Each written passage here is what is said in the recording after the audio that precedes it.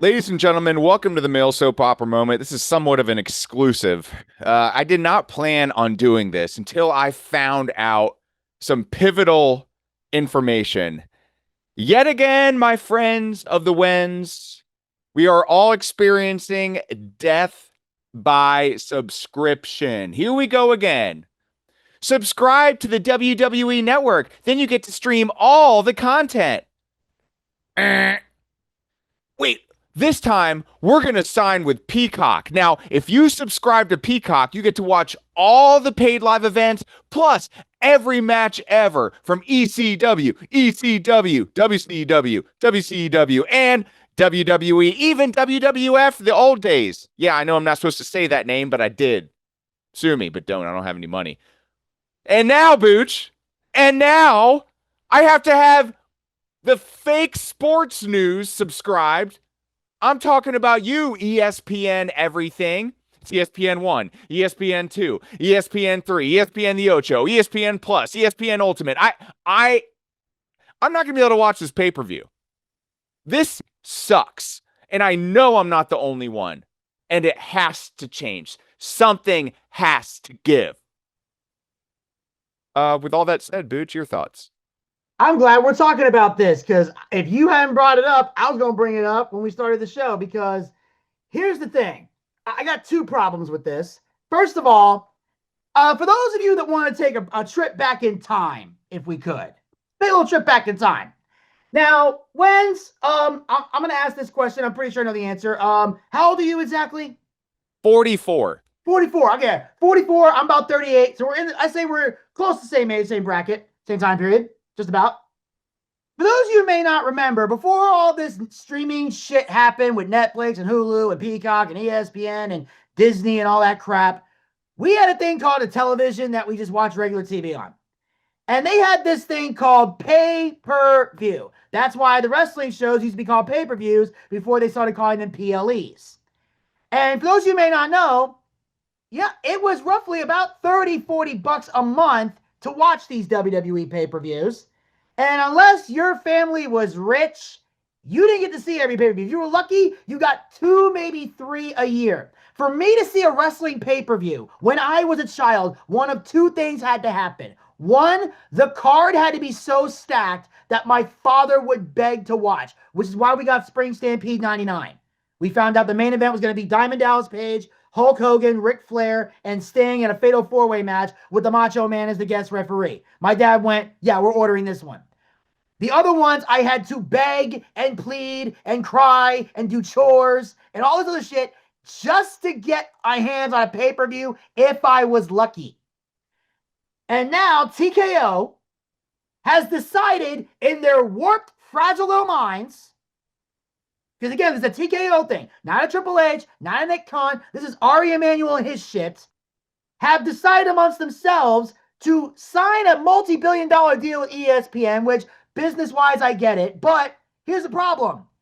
You're going to ask us to pay 30 bucks a month? The whole reason the streaming thing existed was so we wouldn't have to do that. 10 bucks a month, we got all the pay-per-views on the WWE Network. And we got to see classic shit and new shit they were going to create just for that network. So we thought, you know what? For 10 bucks a month, 12 pay-per-views, that makes sense. I'll pay that. Then you went to Peacock, which is a little weird, but okay. It was 5 bucks a month. Cheaper. All right, cheaper price. We'll take it. Peacock's got some other stuff on there too we might watch. Some people like The Office and all that crap. So, cool. We'll watch that. Now you want to go to ESPN and make us pay 30 bucks a month. First of all, you're out of your goddamn mind. Second of all, Wenz, I'm going to ask you another question. Yep. Can you honestly tell me, full honesty as a wrestling fan, there is a single match on this card that is worth 30 bucks? I'm going to take an objective view. I would say the only match, and this would be if I was a diehard, if I had to see Cena on his retirement tour and I lived in Indianapolis, Indiana, and this is my only chance. I'm always tilling the land. I'm shucking the corn. Pa said I could get one ticket. This would be one where I would say, okay, it's him versus the Beast. Okay. But your point stands, Booch. I don't even pay $30 a month to do anything. Like, I mean, it's insane. Like, I'm thinking about this. Like, a gym membership costs about $30 a month. But that's something that's for you. That's something that you do for you. There's nothing on ESPN that is worth $30 a month. And I'm going to say this now, and I'm not going to eat these words. This is going to come back to bite hard. You do not understand your demographic. You have not done ample research to determine that your base is going to pay this.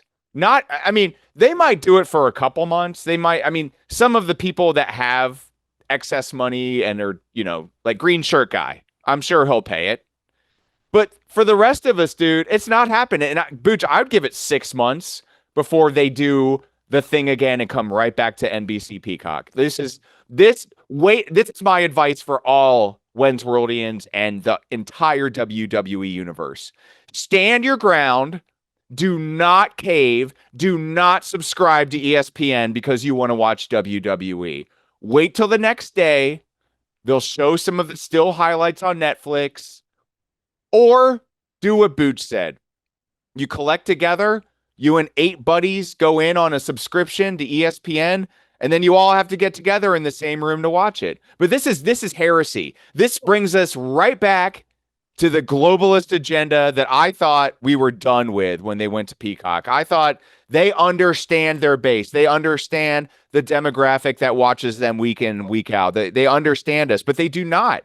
This is going to come back to bite, and it's going to come back to bite hard. Watch. Oh, and here's the crazy part. By doing this, there's actually been like they actually have audio of a conference call that I was just watching. I've seen snippets and clips of like articles and stuff, but I got the actual audio somebody put on YouTube of the TKO meeting. They managed to do something in 2025 that I not think was possible. They're turning Vince McMahon babyface in the midst of his trial. Which is the reason why I'm not happy with this Cena Brock Lesnar match, as I mentioned last time on the Male Soap Opera Moment, the greatest of all time against the scum of WWE. Yeah, I know I'm wearing a Brock shirt. Whatever, I'm a hypocrite today. I don't give a shit. My point is, I like the shirt. Whatever. I don't get to wear it often. You don't have to explain. It's okay. It's all right. I know. Okay. It's for the listeners. You bought the shirt before. Yeah. I mean, that's like buying a Tesla and then apologizing for driving a Tesla. Get over yourself, you narcissist. Get over yourself. Yeah, exactly. Cars are hard to buy. My point is this, is that I'm looking at this pay-per-view. I don't even know where my train of thought was going. But the thing is, I'm watching all this, and they turned Vince my baby because they said, when Vince was pricing his tickets, this is an exact quote from TKO, he was doing it with families in mind. Vince obviously had to turn a profit. Let's be honest, you're busy turning a profit. But he made it as affordable as humanly possible to get a ticket to an event. You might not get to sit front row, but you get to be in the building. Mm-hmm. TKO's made it to where unless you're living the high life, you ain't getting in this building. Especially in Vegas. That's why they went back to Vegas, because they made so much money last time.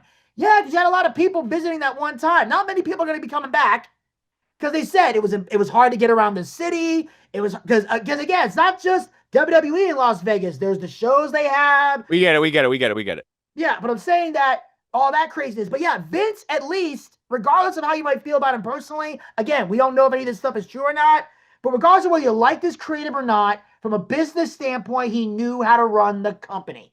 Regardless of how out of touch he was creatively, he understood business, he understood families, and he understood how to profit tickets. TKO has made it clear they are a money machine, and they don't care if you show up or not. They will kick you to the curb to find the rich guy that will pay for all this extra shit they want to do, that Vince would not overcharge you for. They turned Vince babyface. That's how bad this has gotten. That's such great insight, Booch. And there you have it. Bookmark this, save this, and I'm telling you, 6 months from now, what is this? September timestamp, late September 2025. March of 2026. This will be something we all look back on and say, Wenz and Booch nailed it. They got it right. And WWE will come crawling back. And watch this also. Watch TNA. Watch all these other circuits start to gain in popularity because they're still embracing their target demographic. WWE, you have lost your dang mind. Oh, yeah. They've done this. And there's a thing, like, and other companies can capitalize on this opportunity. Because also, because I'm messaging Des waiting for him to come in. Did you hear the other big news they're doing now too? 2027 WrestleMania 43 is in Saudi Arabia. That's so stupid. Again, I am so over trying to bring the NFL to all these other countries, trying to bring WWE. This stop it. WrestleMania is for America. I'm going to say it. I might catch some heat for that. Wenz, it was in Canada twice. That's a problem. That's a problem for me too. I don't want to have to cry. This is Hacksaw Jim Duggan. Oh, we need more America. We need more El Grande Americano. We need more of that. I'm so sick of this globalist agenda. I'm over it. I'm out on it. I'm out on it. But I'm just saying that they're doing that again too, because they're getting paid like over like $250 million to go do the event in Saudi Arabia. But here's the crazy part. That means, and by the way, side note, yesterday, at the time of this recording, yesterday, I was with Buff Bagwell in Charlotte, North Carolina, and we were working with the guys who run WrestleCon, which goes to WrestleMania. They're going to do something stateside that year because they're not going to be able to make it to Saudi Arabia. But also, here's the crazy part. TNA, NWA, and as much as I hate to say AEW, while they're in Saudi Arabia, you literally have the opportunity to capitalize and make something big. If AEW can't figure something out in 2027, they might as well just pack up and go home. Because you've literally been given a green light to make a big event in the United States because they're going to be in Saudi Arabia for WrestleMania in 2027. They're coming back to Vegas next year, but the year after that, they made the announcement, Kingdom of Saudi Arabia is where WrestleMania 43 is being held. I just have one more thing to say before we transition to our picks if Desmond eventually joins us. This is terrible.